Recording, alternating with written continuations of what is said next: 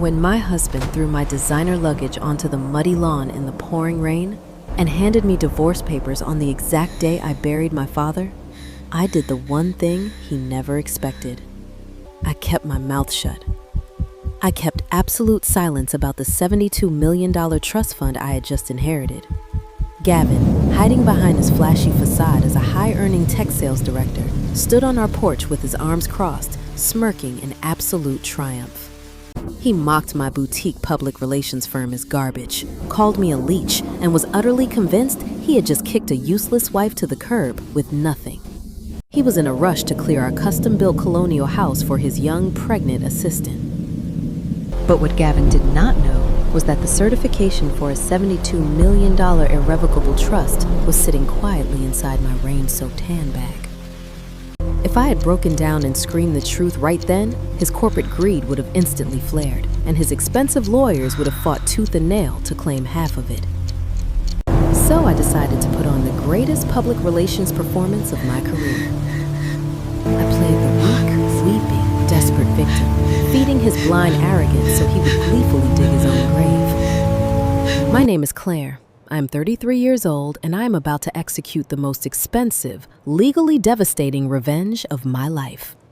If you have ever had to hide your true strength from a toxic narcissist trying to destroy you, you will want to hear exactly how I weaponized the very contract he forced me to sign, legally stripping him of his right to $36 million and leaving him with absolutely nothing in the middle of a luxury mediation room. The freezing rain felt like tiny needles against my skin, but it was nothing compared to the absolute coldness radiating from the man I had been married to for 5 years. I had left the cemetery only 3 hours prior. The damp earth from my father's gravesite was still clinging to the heels of my black dress shoes. I pulled into the driveway of the upscale suburban estate I had helped design, expecting a quiet evening to mourn. Instead, I found my belongings violently tossed onto the front lawn. Silk blouses, expensive coats, and my makeup bags were scattered across the wet grass, rapidly soaking in the torrential downpour. Elevated on the dry, perfectly lit mahogany porch stood Gavin. He was 36, impeccably groomed as always, wearing a tailored charcoal suit that probably cost more than the car I was driving.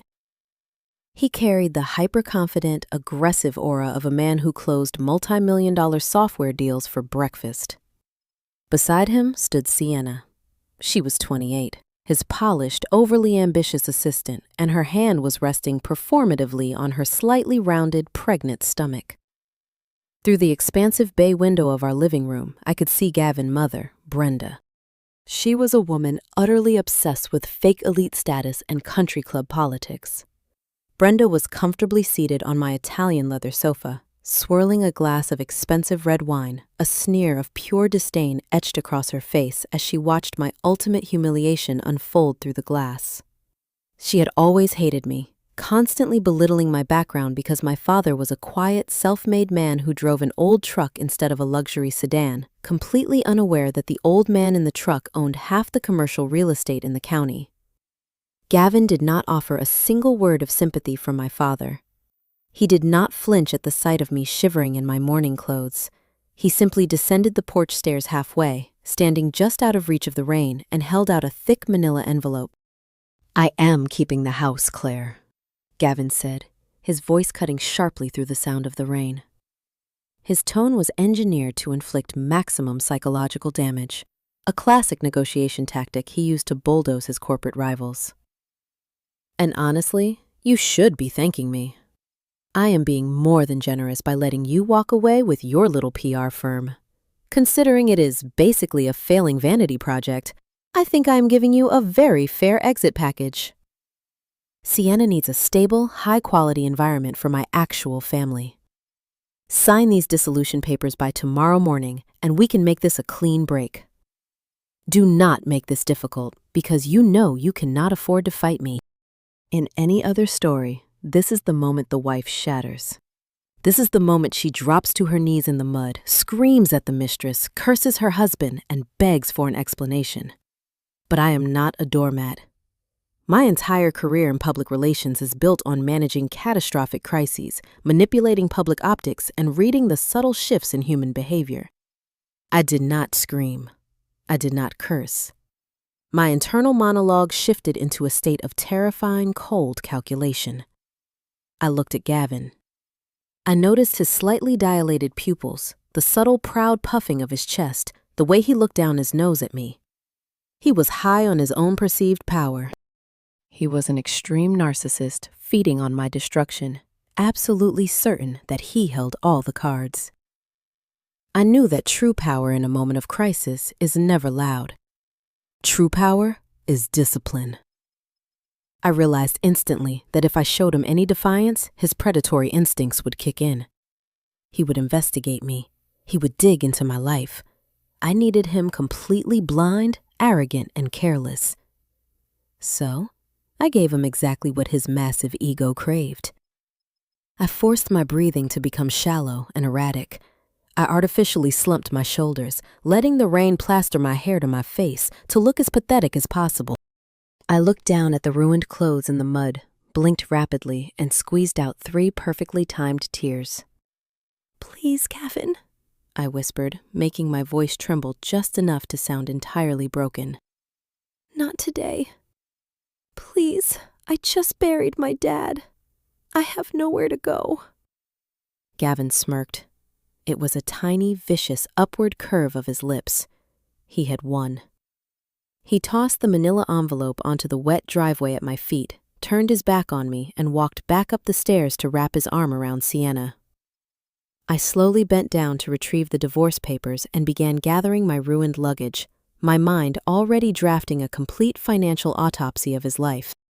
Just as I zipped my suitcase and turned to walk back to my car, the heavy oak front door opened once more. Chloe stepped out onto the porch.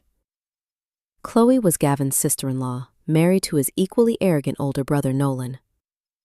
But Chloe was different. She was a brilliant, highly observant African-American woman who operated as a pragmatic outsider within this toxic family. She had always seen right through Gavin's flashy tech bro facade and Brenda fake elite superiority. Chloe's expression was completely unreadable, devoid of the malice radiating from the others. She walked down the steps, opening a large black umbrella, and held it over my head, shielding me from the downpour. She knelt beside me, pretending to help me retrieve a fallen scarf. As she leaned in close, her eyes darted briefly toward the house to ensure no one was listening. Her voice was a barely audible whisper, masked entirely by the drumming rain. "He has been moving money for months, Claire," Claire whispered quickly. "Do not sign anything yet. Look at the Cayman accounts. He is hiding something massive." Before I could even process the magnitude of what she had just revealed, Chloe stood up, gave me a polite, sympathetic nod for the audience in the window, and walked back inside, leaving me alone in the driveway. I sat in my car, the engine running, the heater blasting against my soaking wet dress. Cayman accounts. Gavin was hiding money. I pulled my phone from my pocket to call my father wealth manager, but the screen violently lit up with an incoming notification. It was a high-priority certified email from a top-tier corporate litigation firm. Gavin had not just handed me divorce papers. His ruthless legal team had officially filed a motion demanding a full, forensic financial audit of my public relations firm. The email stated that because my business possessed valuable client lists and intellectual property, Gavin was formally seeking aggressive spousal support based on my projected future earnings. He was trying to bleed me dry so I could not afford a lawyer to fight for the house. The trap was set, the walls were closing in, and the battle had escalated from a simple suburban divorce into an absolute financial war. I wiped the fake tears from my cheeks, put the car in drive, and smiled. Let the games begin. I dragged my heavy ruined suitcases across the thin industrial carpet of a mid-tier corporate hotel room. The magnetic lock clicked shut behind me. The moment the heavy door sealed out the hallway noise, I dropped the handle of my bag. I walked straight into the cramped bathroom and stared into the harsh fluorescent mirror. I reached up and wiped the manufactured tears from my cheeks. My breathing slowed to a steady, calculated rhythm. I did not collapse onto the stiff mattress. I did not call a friend to vent my frustrations. I pulled my soaking wet coat off, tossed it into the bathtub, and unzipped the front pocket of my leather briefcase. I pulled out my laptop and a heavily encrypted flash drive. I sat at the small veneer desk, booted up the machine, and initiated a secure video conference. The screen flickered to life, revealing the stern face of Mr. Harrison. He was 55 years old with silver hair and wore a perfectly tailored navy suit, even at this late hour.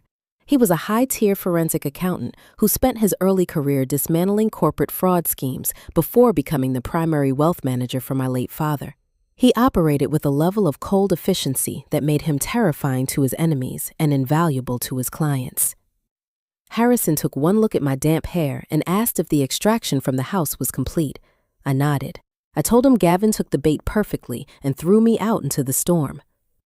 Harrison typed something on this mechanical keyboard, and the sound echoed through the speakers. He informed me that Gavin's legal team had wasted zero time. They had just formally filed a massive discovery motion with the family court. Harrison shared his screen, displaying the aggressive legal documents. They wanted full, unrestricted access to my business checking accounts, client lists, personal ledgers, and tax returns for the past 5 years. They were officially claiming my boutique public relations firm possessed massive projected future earnings, and they were seeking aggressive spousal support. Harrison offered to unleash his own legal team. He offered to bury Gavin in retaliatory paperwork and drag his tech company into the mud. I shook my head and told Harrison to hold our fire. I explained that Gavin was running a classic corporate war of attrition. He knew my firm was currently cash poor. He wanted to bleed me dry with exorbitant hourly legal fees so I would surrender my business assets without a trial. Gavin wanted the intellectual property and the client roster to sell off to a competitor. If I hired an expensive litigation lawyer to fight the discovery requests, Gavin would immediately know I had access to serious capital. He would start digging into my background. I needed him to stay completely in the dark about the inheritance. I needed to play directly into his hands. Over the next 3 days, I endured a relentless campaign of psychological harassment. I ignored the escalating threatening emails from Gavin lawyers. The couriers kept arriving at the hotel front desk, delivering fixed stacks of legal demands printed on heavy cardstock. They sent process servers to my office. Gavin was turning the screws, expecting me to break under the mounting pressure. He wanted me to call him crying. Instead of fighting back, I went to a local discount pharmacy and bought the cheapest under-eye concealer I could find. I applied it carefully to create deep, dark bruised circles under my eyes. I put on a faded, oversized gray sweater and brushed my hair flat against my scalp so it looked unwashed and neglected. I picked up my phone and sent Gavin a text message. I typed that I could not take the pressure anymore and begged him for a brief in-person meeting to work things out peacefully. He agreed to meet me at a noisy, crowded coffee shop downtown. I arrived 10 minutes early and sat in a cramped wooden booth near the espresso machines. The loud grinding noises, shouting baristas, and clattering ceramic mugs provided the perfect chaotic backdrop. It was impossible to record a conversation clearly in this environment. Gavin walked through the glass doors wearing a custom-fitted charcoal blazer, smelling of expensive cologne and wearing an arrogant smirk. He scanned the room with absolute dominance, looking visibly disgusted by the cheap surroundings and the working-class customers. He spotted me and slid into the booth across from me. He crossed his arms over his chest and leaned back. He did not bother to order a drink. He leaned forward, resting his elbows on the sticky table, and told me my time was up. He said his lawyers were ready to depose my clients and ruin my reputation if I did not sign over the business. I kept my head bowed and let my hands tremble visibly on the tabletop. I reached into my battered canvas tote bag and slid a single sheet of paper across the table. It was a standard waiver of financial discovery. I looked up at him with wide, desperate eyes. "Please, Gavin," I whispered, making my voice crack just enough to sound authentic. "My firm is drowning in debt. I lost 2 major clients this month because of the stress of this divorce. If your lawyers do a full forensic audit, it becomes public record. The rest of my clients will find out I am insolvent, and it will completely ruin my professional reputation. I will lose everything I have worked for. If we both sign this waiver, the courts will not audit either of us. We can finalize the divorce instantly. I will walk away without a fight. You keep the house. You keep your retirement accounts. I just need a clean break before I am forced to file for bankruptcy." Gavin stared at me. I watched his eyes dart back and forth as his internal calculus ran at hyper speed. I knew exactly what was happening in his head. Thanks to Chloe warning on the porch, I knew he had a massive slush fund hidden somewhere in the Cayman Islands. He was absolutely terrified that a standard divorce financial discovery would expose his embezzled money to the courts, and ultimately to the Internal Revenue Service. He looked at my faded sweater, my shaking hands, and my ruined posture. He believed he was dealing with a broken, terrified woman, desperately trying to hide a failing public relations business. His greed and his intense fear of exposure completely overrode his natural caution. He saw an immediate exit strategy that protected his stolen wealth. He reached inside his jacket pocket and pulled out a heavy gold fountain pen. He let out a harsh, condescending laugh. "You always were pathetic with money, Claire," he sneered, shaking his head. He clicked the pen open and pressed the nib to the paper. He signed his name on the bottom line with a dramatic flourish. He pushed the paper back across the table.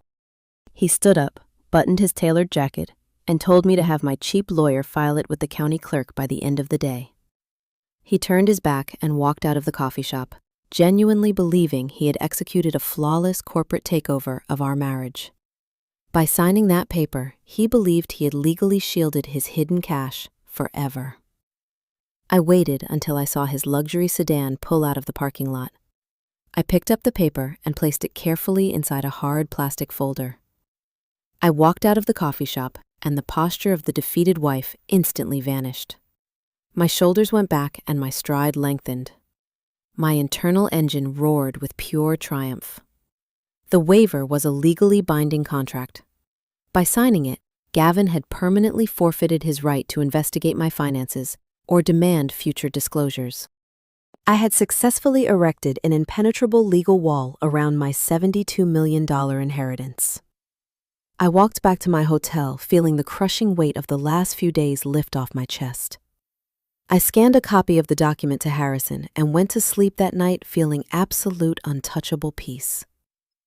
The next morning, I woke up early feeling completely revitalized. I took a hot shower, put on a crisp white blouse, and went down to the hotel lobby cafe to buy a coffee. I ordered a black roast and handed the barista my business debit card. She swiped it through the register and frowned. She wiped the magnetic strip on her apron and tried it again.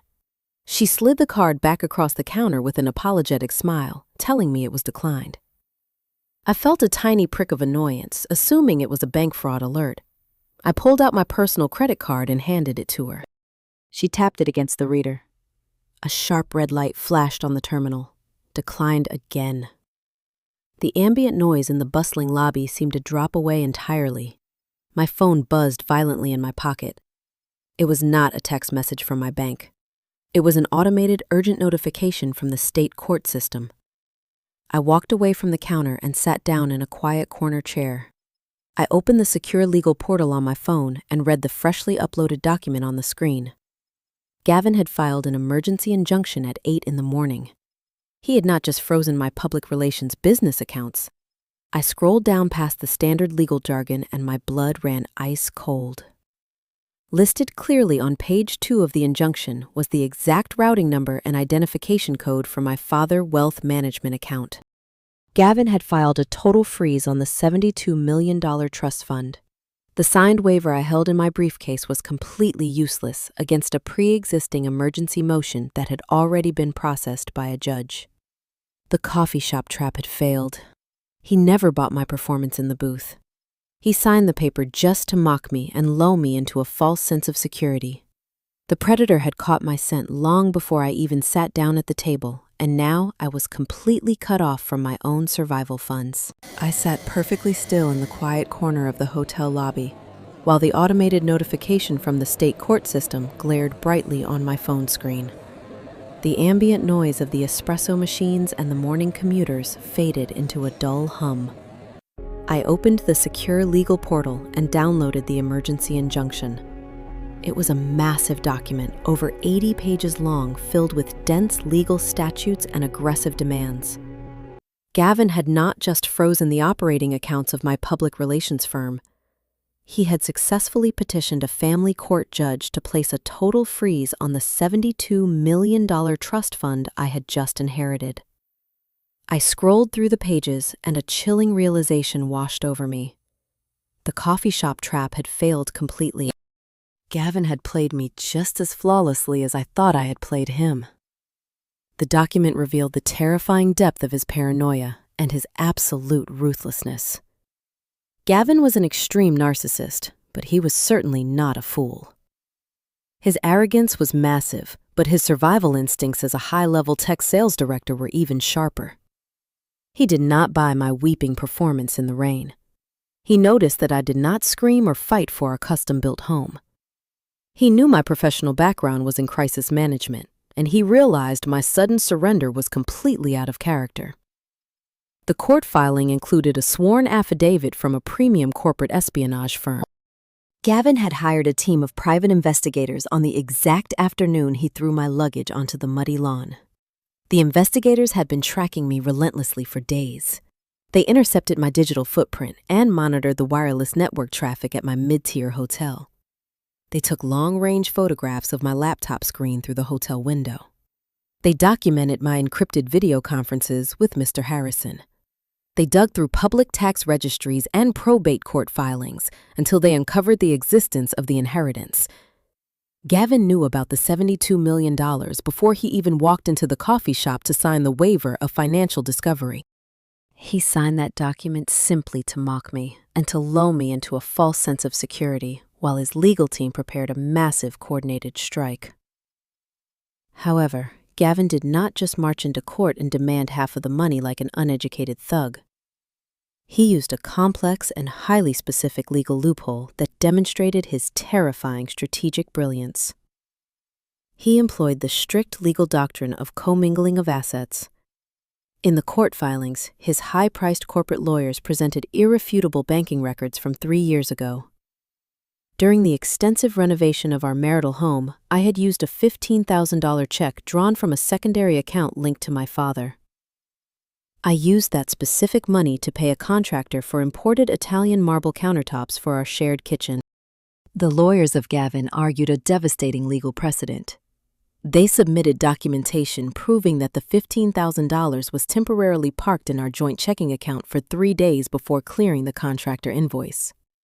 They claim that by moving familial wealth into a shared account and using it to physically improve a jointly owned real estate asset, I had actively transmuted my separate inheritance into marital property. They argued that because the primary trust account was the source of that single $15,000 transaction, the entire $72 million corpus had been legally tainted. They boldly claimed the entire trust was now commingled, making every single dollar subject to a 50-50 equitable distribution under state law. The family court judge, adhering strictly to statutory guidelines regarding potentially commingled marital funds, had immediately granted a temporary emergency freeze on all of my assets pending a full trial. The financial strangulation was absolute and immediate. I could not access the trust. I could not access my business accounts to pay my employees. I could not even buy a cup of coffee in the lobby. Gavin had effectively cut off my oxygen supply. He had isolated me completely. I knew I could not sit in the hotel lobby waiting to be destroyed. I needed to look him in the eye and assess his immediate endgame. I left the hotel and drove straight to the corporate headquarters of his technology firm. I bypassed the main reception area and drove my car down into the subterranean levels of the executive parking garage. The air down there was heavy, thick, with the smell of exhaust fumes and damp concrete. The flickering fluorescent lights cast long, distorted shadows across the cement pillars. It was an oppressive, claustrophobic environment that perfectly mirrored the legal trap closing around me. I parked my car in a visitor space and waited in the silence. I knew his schedule intimately. I knew he had a morning strategy meeting and would be walking to his private elevator bay. A few minutes later, I saw him. Gavin was walking across the gray concrete, wearing a pristine tailored navy suit and carrying a leather briefcase. He spotted my car. He did not look surprised. He smiled a thin, predatory smile and walked directly toward my vehicle. Before I could even reach for the handle, my passenger side door was violently yanked open. Gavin slid into the leather seat next to me, pulling the heavy door shut behind him. The sudden shift in air pressure made my ears pop. He turned his head and looked at me. He dropped the charming, charismatic facade he wore for his clients and his mother. There was no fake politeness.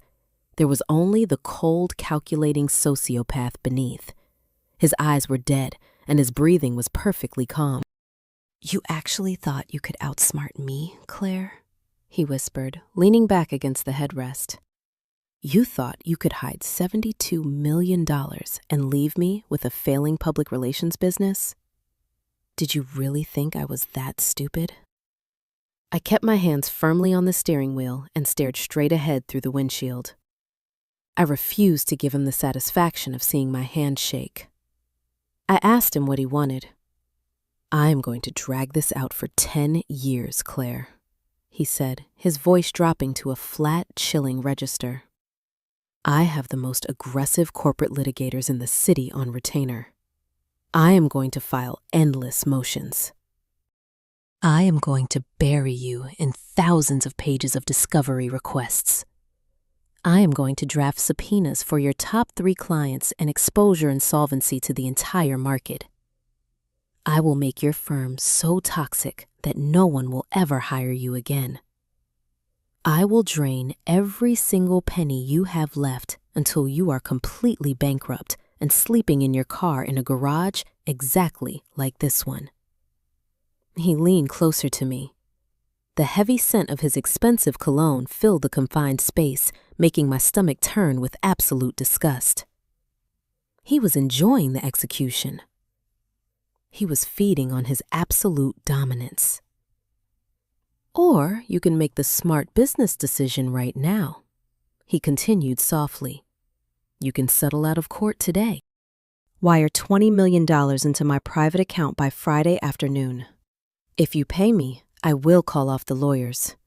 I will drop the commingling claim and the demand for spousal support. You get to keep the rest of your little inheritance, and we never speak again. If you refuse, I promise you total financial annihilation. The choice is yours." He reached over and patted my shoulder condescendingly. He opened the passenger door, stepped out into the damp garage, and slammed the door shut. I watched his tailored silhouette disappear into the private executive elevator. For the first time since my father died, I felt a genuine, crushing wave of despair. The walls had completely closed in. Gavin had unlimited corporate resources and a legal argument that a judge had already validated. The extortion demand was flawless.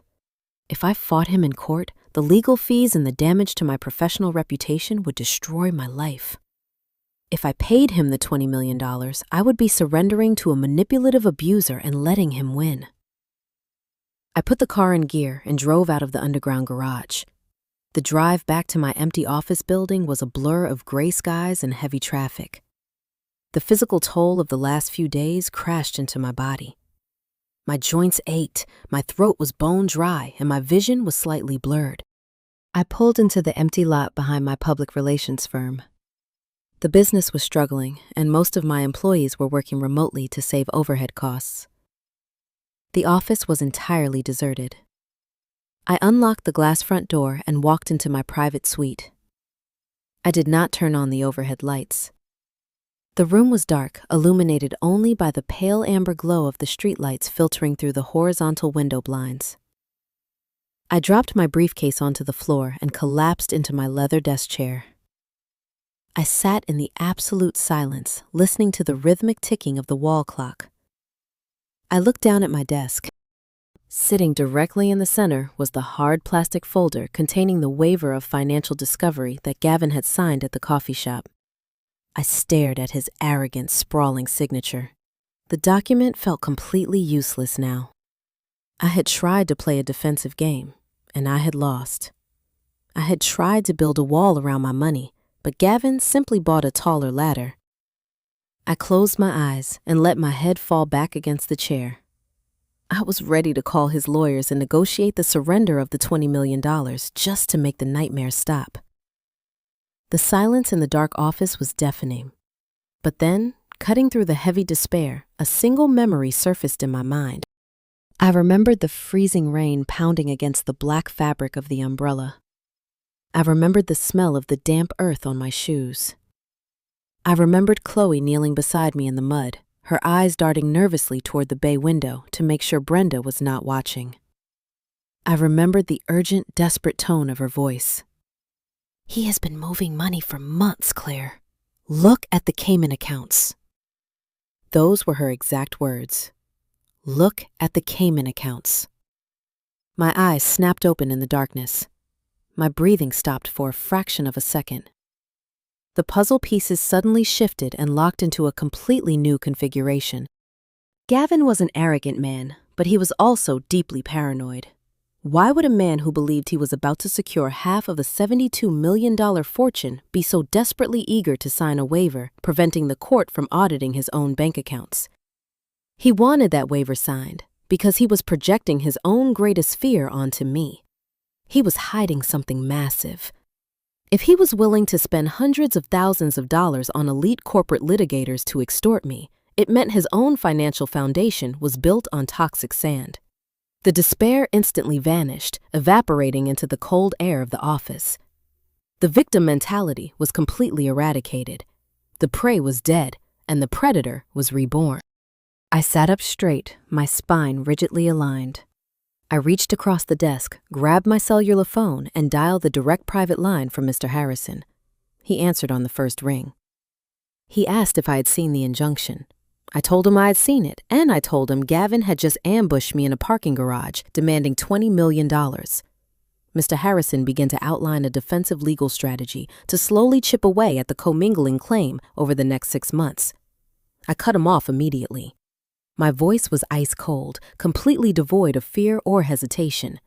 It was the voice of a crisis manager taking absolute command of a catastrophe. "We are not playing defense anymore," I ordered my words, sharp and methodical. "Drop the defense against the commingling claim entirely. Do not file a single motion protesting the frozen assets. Let him think he has completely paralyzed me. Let him believe I'm scrambling to find $20 million. We are no longer fighting for the money in that account. We are going on the absolute offensive." Mr. Harrison paused on the other end of the line, sensing the massive shift in my posture. He asked me what the new objective was. I looked at the useless waiver on my desk and smiled a terrible, humorless smile in the dark. I instructed Harrison to bypass the family court entirely and assemble a team of the most ruthless, relentless digital forensic accountants he had in his network. "I want you to use regression analysis transaction tracking software and the lowest intermediate balance rule to breach his corporate firewall," I said, gripping the phone so tightly my knuckles turned white. "I do not care how much it costs. Find out exactly who truly owns his technology company. Break into his offshore ledgers, trace every single dime he has touched for the last 5 years. Look at the Cayman accounts. We are going to find his secret. And we are going to burn his entire empire to the ground." The fluorescent lights of my office stayed off for the next 48 hours. I paced the hardwood floor, wearing the same clothes, drinking black coffee and watching the digital forensic team work through the secure video feed on my monitor. Mr. Harrison had assembled 3 highly specialized analysts who operated out of a windowless room in Chicago.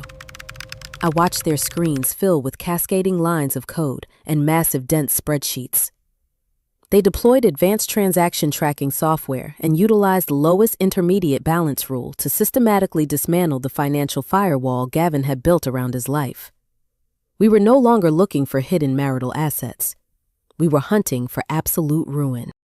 While I stood in the dark, watching the numbers scroll by, Gavin was standing in the brightly lit aisles of a premium baby boutique downtown. I knew this because the private investigator I hired immediately after leaving the parking garage was now feeding me live updates. High-resolution photographs popped onto my phone every hour. Gavin was wearing a tailored beige overcoat, holding a cup of artisan coffee. Sienna was standing next to him, holding up tiny cashmere sweaters and imported silk blankets. Gavin looked completely relaxed and overwhelmingly arrogant. He handed the cashier a heavy metal credit card without even glancing at the total cost. He was celebrating his victory. He believed he had successfully paralyzed me with the court injunction, and that I was currently sobbing in my apartment, desperately trying to scrape together $20 million to buy my freedom. He had no idea the invisible guillotine was already falling. Mr. Harrison unmuted his microphone on the third morning. He looked physically exhausted, but his eyes were sharp and predatory. He told me they had successfully breached the offshore ledgers. He displayed a complex structural diagram on the screen connecting Gavin to a highly obfuscated shell company registered in the Cayman Islands. The account held slightly over $500,000 in liquid assets. But the origin of the money was the real payload. Harrison explained that Gavin had not simply funneled his standard corporate salary into an offshore account to hide it from a divorce settlement. He had been actively embezzling from his own technology firm for over 2 years. He was executing a massive systematic sales commission fraud scheme combined with aggressive channel stuffing. He was deliberately creating fake distributor accounts, shipping excess inventory to warehouses he secretly controlled, and collecting massive executive bonuses on the fraudulent imaginary sales. Harrison clicked his mouse and transitioned to the next slide. He told me to look very closely at the corporate registry documents for the Cayman entity. Gavin had been incredibly careful to keep his own name completely off the incorporation paperwork to avoid federal tax liabilities and wire fraud charges. Instead, he had used the personal identification details of his assistant. Sienna was legally listed as the sole director and primary beneficiary of the illicit shell company. Gavin had unknowingly turned his own pregnant mistress into the primary target for a federal financial crimes investigation. I leaned over my heavy oak desk and traced my finger over her printed name on the glowing monitor. The architecture of his destruction was almost complete, but Harrison had one final devastating piece of information. He pulled up the original trust documentation my father had drafted decades ago.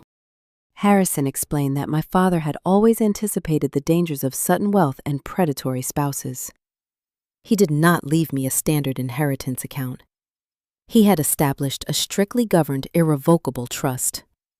Under federal trust law, an irrevocable trust exists as an entirely distinct legal entity separate from the beneficiary.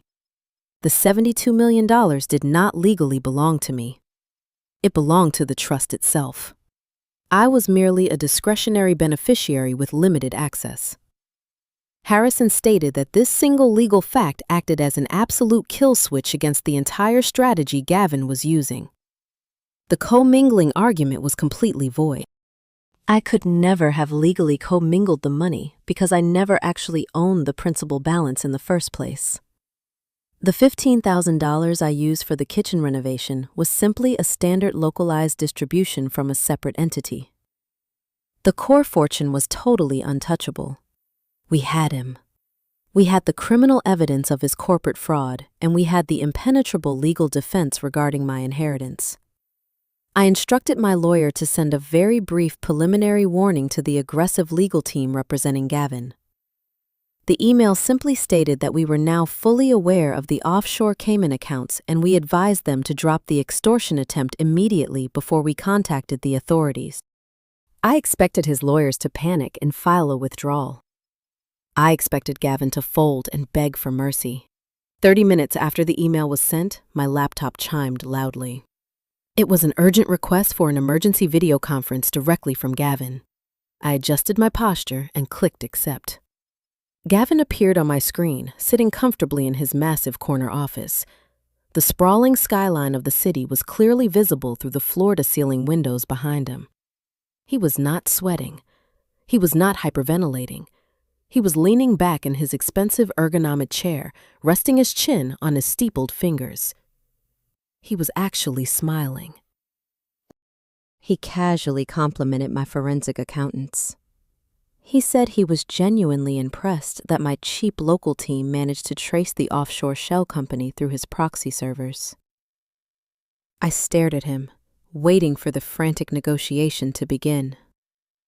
But Gavin was playing a completely different game. He was a man who lived his entire life anticipating the worst possible scenarios. He always had a catastrophic backup plan for his backup plan. Gavin leaned closer to his camera lens.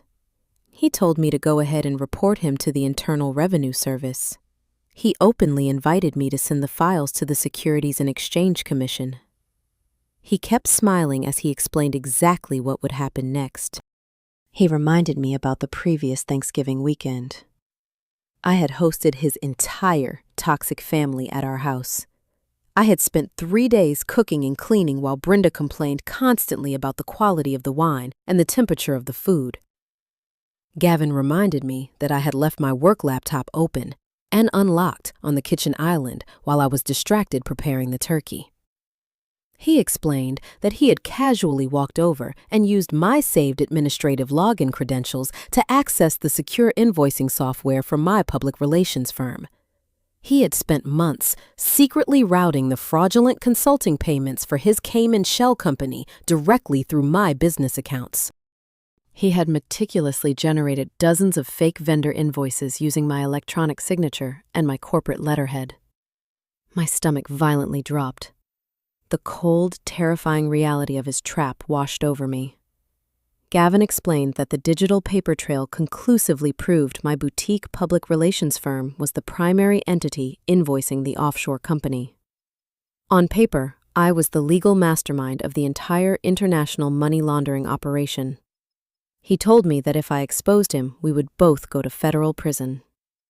He stated very calmly that he had superior corporate lawyers who would successfully mitigate his sentence down to a few months, while I would easily serve 10 years in a maximum security facility. He demanded the $20 million by the end of the week, or he would anonymously forward the fake invoices to the federal authorities himself and watch my life burn. He reached up and casually terminated the video call. The screen went black. I sat alone in the heavy silence of my office. The audience watching this story unfold would easily assume this was the moment of total defeat. The villain had executed a flawless, terrifying maneuver. I was trapped in a severe federal crime I did not commit. My own struggling business was effectively weaponized against me. The walls were completely sealed and there was no visible exit. I looked at my pale reflection in the dark monitor. I did not panic. I did not cry. I smiled. Gavin was brilliant, but he suffered from the fatal, predictable flaw of every extreme narcissist. He truly believed everyone around him was stupid. He believed he was the only person actively observing the board. He completely forgot about the silent pieces in the room. I picked up my cellular phone and opened my text messages. I navigated to the secure encrypted chat I had previously opened with Chloe. I typed a single short sentence asking if she still had the file we discussed. 3 seconds later, a high-resolution image appeared on my screen. It was a photograph taken from the shadowed hallway outside my kitchen during that chaotic Thanksgiving weekend. Chloe, the deeply pragmatic observer who never trusted a single word Gavin said, had noticed him hovering over my laptop while I was distracted. She knew he was a chronic liar and a thief. She had quietly pulled out her phone and snapped a clear picture of him typing intensely on my keyboard. The digital timestamp on the photo was exact. I immediately forwarded the image to Mr. Harrison. I gave him a completely new set of instructions. I told him to stop tracking the money and start tracking the hardware. Harrison and his team pivoted instantly. They pulled the hidden metadata from the fake public relations invoices Gavin had generated. They ran a deep diagnostic sweep on the media access control addresses connected to the system logins. Within 2 hours, they had discovered the irrefutable digital footprint. They proved that the fake invoices were generated and authorized from the specific mobile device registered entirely to Gavin. They proved the data packets were routed directly through the corporate internet protocol address of his technology firm, while my phone data and my car navigation system proved I was physically standing in a grocery store 3 miles away buying supplies for his mother. I did not call him to gloat. I did not warn him about what was coming. I used my 15 years of experience in corporate crisis management to initiate the final devastating sequence. I drafted a comprehensive legal portfolio containing the metadata reports, the photograph from Chloe, and the detailed forensic accounting breakdowns. I bypassed the local police department entirely. I contacted a highly specialized attorney who dealt directly with federal financial regulators in Washington. We arranged an immediate emergency meeting with the Enforcement Division of the Securities and Exchange Commission. I presented the absolute evidence of the corporate embezzlement and the offshore tax evasion. I offered them the entire criminal network on a silver platter. In exchange, my attorney negotiated a preemptive absolute immunity agreement for me acting strictly as a federally protected whistleblower. I finally had the shield. Now, I just needed to properly deliver the sword. I picked up my phone and called the lead litigation attorney representing Gavin. I made sure my voice sounded hollow, exhausted, and completely broken. I told the lawyer that I could not fight the legal battle anymore. I said the terrifying threat of federal prison was simply too much for me to handle. I stated that I was ready to formally surrender the $20 million and sign whatever restrictive non-disclosure agreements Gavin wanted. I requested a formal in-person mediation session for the following morning to finalize the financial transfer and permanently terminate the marriage. The lawyer sounded incredibly smug and victorious as he formally accepted the terms. I hung up the phone and slowly closed my laptop. The predator thought he had finally cornered his weak, exhausted prey. He had absolutely no idea he was walking directly into a reinforced glass cage. The mediation room was located on the 42nd floor of a luxury skyscraper downtown. The aesthetic was entirely cold, clinical, and extremely expensive. Floor-to-ceiling glass walls offered a sprawling view of the city below, but the atmosphere inside the room felt like a vacuum. I walked through the double doors wearing an immaculate $8,000 tailored suit. My posture was perfectly straight. I had spent the entire morning ensuring my hair and makeup projected absolute authority. I was no longer the weeping woman in the faded sweater. I took my seat on one side of the massive mahogany table. Chloe sat quietly in the corner chair slightly removed from the main table. She wore a sharp blazer and kept her eyes intensely focused on the room, sensing the massive shift in the atmospheric pressure. On the opposite side of the table sat Gavin. He was flanked by his mother Brenda and his pregnant mistress Sienna. They were all dressed impeccably in designer clothing, projecting an aura of untouchable wealth. Brenda was leaning over, whispering something into Sienna's ear, and they both let out a quiet, condescending laugh when I walked in. Gavin looked completely relaxed. He adjusted his expensive watch and leaned back in his leather chair with his legs crossed. He was radiating the smug triumph of a man who believed he had successfully cornered his prey and was simply waiting to collect his prize. Gavin did not bother with pleasantries. He reached into his briefcase and slid a thick, legally binding settlement document across the polished mahogany wood. The paper stopped right in front of me. He instructed my lawyer to review the wire transfer details on page 4. Gavin stated clearly that he expected the $20 million to be deposited into his private account by the end of the business day. He added that the document included an extremely strict non-disclosure agreement regarding his offshore activities. He looked me directly in the eye and said that once the money cleared, he would drop the divorce litigation and pretend my little public relations firm never existed. He smiled a thin, victorious smile. I did not even look at the paper. I kept my hands folded neatly in my lap and maintained a completely unreadable expression. I turned my head slightly and nodded to my lawyer. The room fell completely silent. My lawyer reached into his leather satchel and pulled out 3 distinct, meticulously labeled folders. He placed them on the table. He did not raise his voice. He spoke with the terrifying, calm precision of a surgeon about to make the first incision. He slid the first folder across the table toward the opposing legal counsel. My lawyer announced that the first folder contained the original certified documents establishing my $72 million inheritance. He watched Gavin lawyer open the file and begin reading. My lawyer explained that the money was held entirely within an irrevocable trust. He detailed how federal trust law strictly define an irrevocable trust as an entirely separate legal entity. I was merely a discretionary beneficiary. My lawyer looked directly at Gavin and stated that the entire legal argument regarding the commingling of assets was completely impossible. I could never have transmuted the money into marital property because I never legally owned the principal balance. The $15,000 used for the kitchen renovation was simply a standard distribution from an external entity. The core fortune was absolutely impenetrable. Gavin was legally entitled to nothing.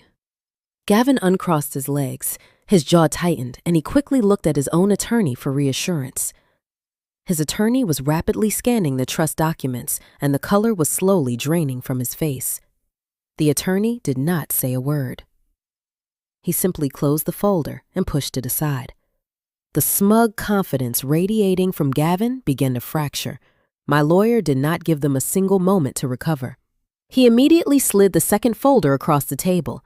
He announced that this file contained a certified copy of the waiver of financial discovery that Gavin had voluntarily signed in the coffee shop just a few days prior. Gavin stared at his own sprawling signature on the page. My lawyer explained that by signing this specific document, Gavin had permanently waived his right to petition the court for any further financial review or claim against my public relations business. He was legally locked out of my company forever. Gavin realized in real time that the coffee shop meeting was never a surrender.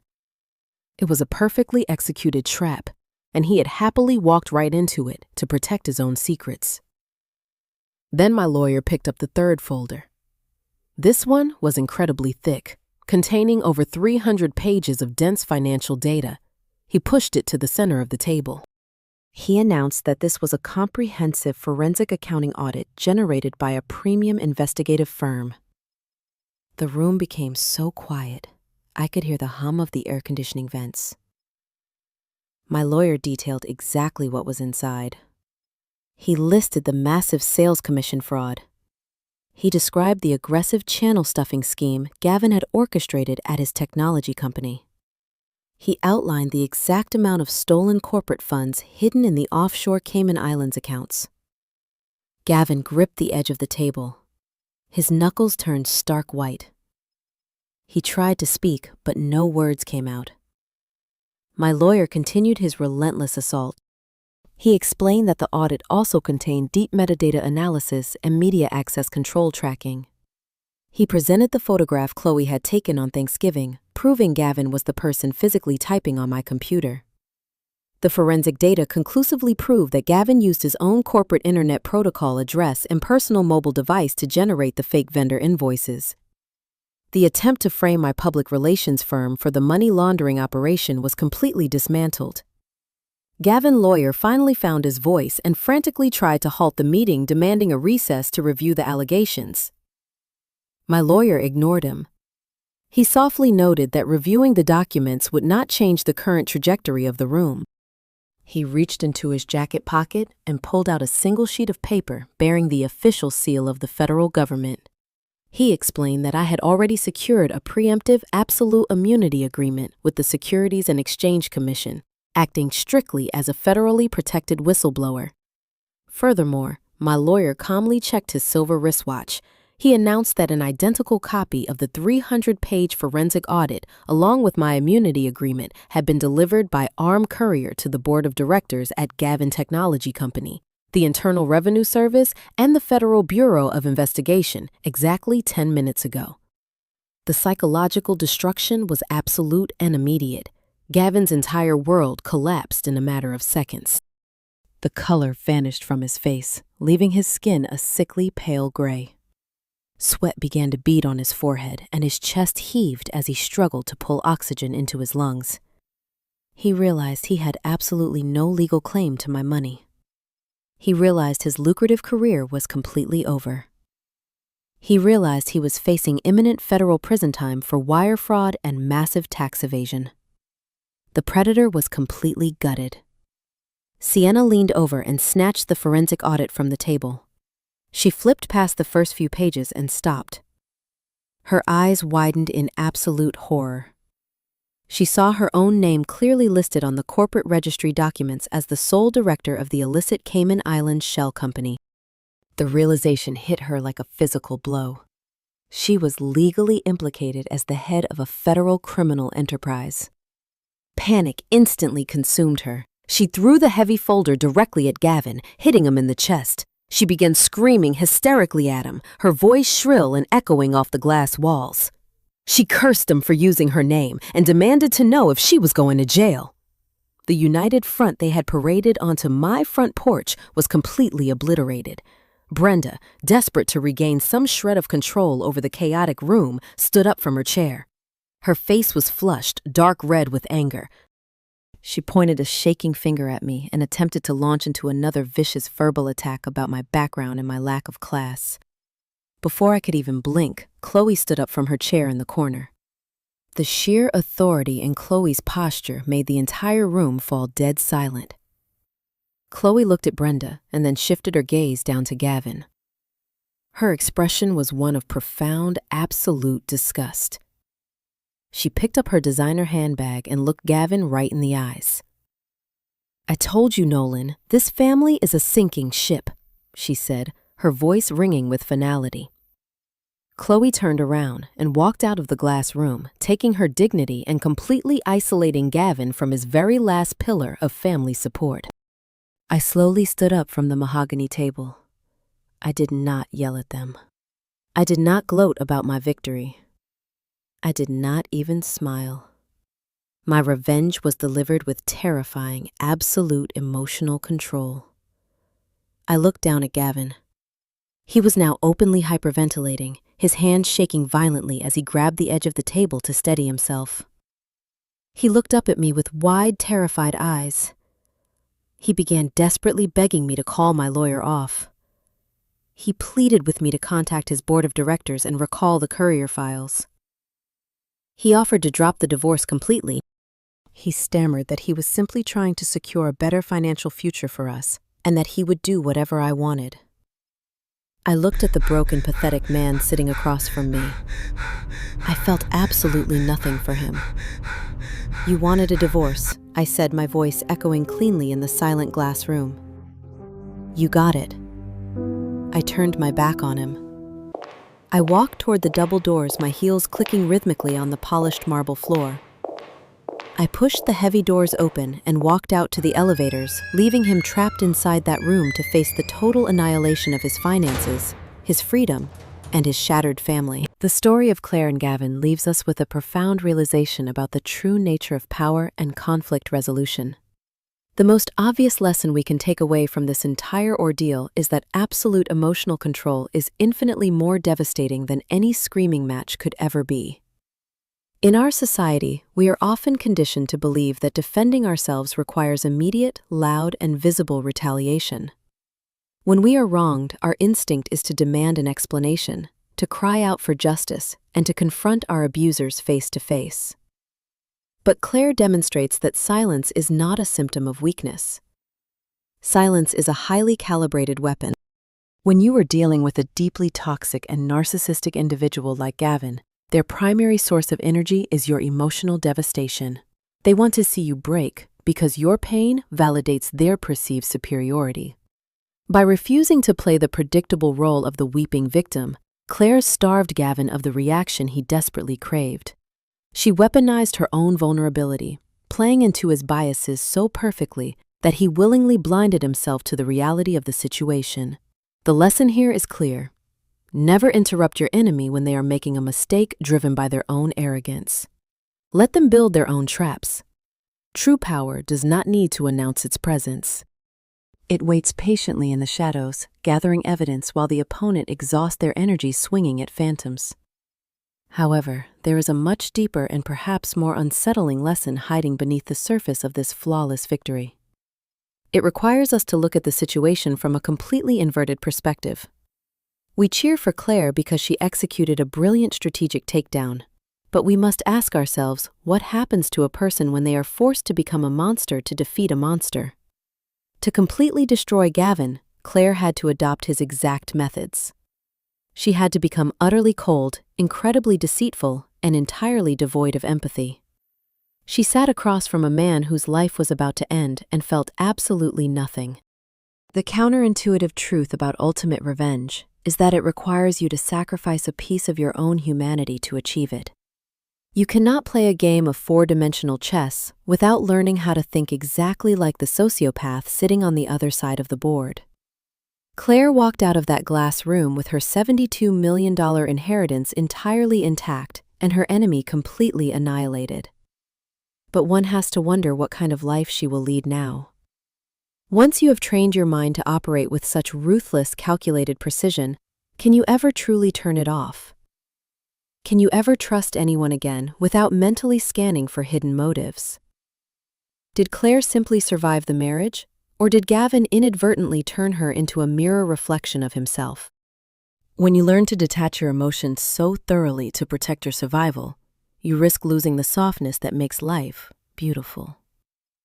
She won the war, but the psychological aftermath remains completely unknown. This leaves us with a difficult question to ponder tonight. If you were sitting in that freezing rain holding a secret fortune in your hands, would you have walked away to live in peace, or would you have stayed to burn his empire to the ground? Let me know your honest thoughts in the comments below. If you enjoyed this deep dive into the dark reality of family betrayal and strategic justice, please hit the like button and subscribe to the channel. We have plenty more stories of hidden power and absolute karma waiting for you. Until next time, remember to keep your secrets close and your contracts even closer.